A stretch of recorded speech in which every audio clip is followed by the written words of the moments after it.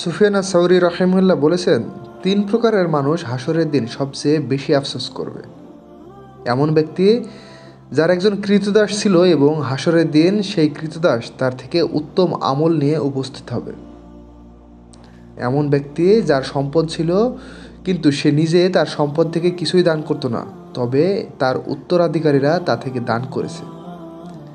এমন আলেম যে নিজে তার ইলম দ্বারা উপকৃত হয়নি কিন্তু অন্যরা তার ইলম থেকে উপকৃত হয়েছে।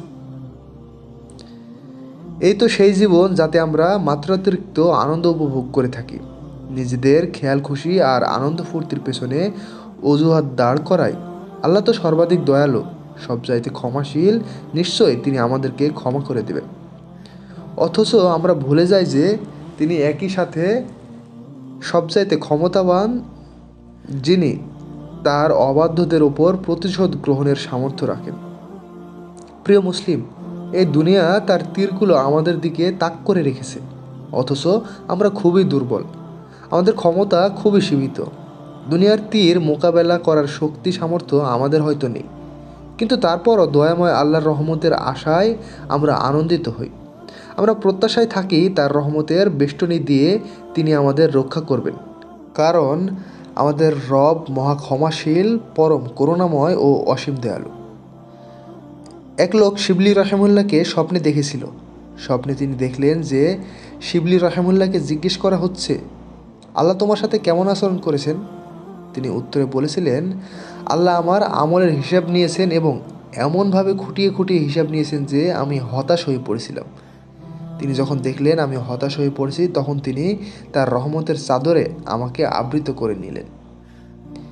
ইয়াহিয়া ইবনু মুআজ রাহিমাহুল্লাহ আল্লাহর কাছে দোয়া করার সময় বলেছিলেন, যদি আপনি ক্ষমা করে দেন তাহলে অবশ্যই আপনি তাদের মধ্যে শ্রেষ্ঠ যারা ক্ষমা প্রদর্শন করে, আর আপনি যদি শাস্তি দেন তাহলেও আপনি জালিম নন। অতএব আমাদের আল্লাহর কাছে প্রার্থনা করা উচিত তিনি যেন আমাদের এই জীবনের চলার পথকে মসৃণ করেন, একে নিয়ে যান জান্নাত পর্যন্ত। আমরা তার কাছে চাই তিনি যেন আমাদেরকে তাদের অন্তর্ভুক্ত করেন যারা এই জীবন থেকে পর্যাপ্ত পাথেয় নিয়ে অনন্ত সুখ আর চিরকালের প্রশান্তির উদ্দেশ্যে যাত্রা করে। তিনি যেন আমাদেরকে, আমাদের মা বাবা এবং স্বজনদেরকে তাদের অন্তর্ভুক্ত করেন যারা জান্নাতের বিভিন্ন স্তরে তার রহমত দ্বারা পরিবেষ্টিত হয়ে প্রবেশ করবে, যাদের কোনো ভয় থাকবে আর না যারা কোনো আফসোস করবে। আল্লাহর শান্তি এবং রহমত বর্ষিত হোক মুহাম্মদ সাল্লাল্লাহু আলাইহি ওয়াসাল্লাম, তার সাহাবী ও তার বংশধরদের উপর।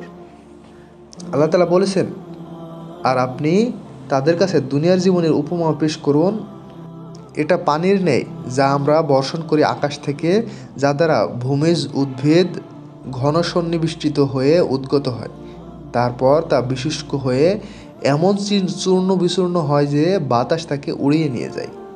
আর আল্লাহ সব কিছুর উপর শক্তিমান।